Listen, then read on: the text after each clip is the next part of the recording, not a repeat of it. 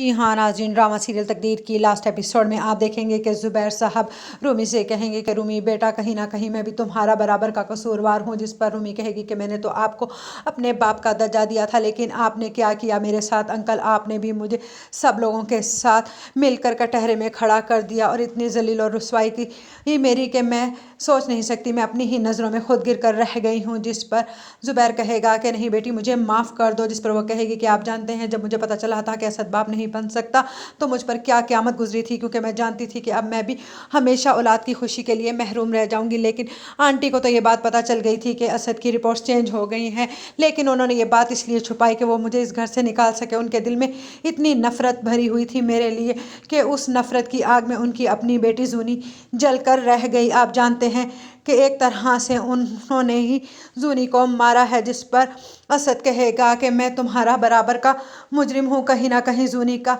कातिल मैं भी हूँ।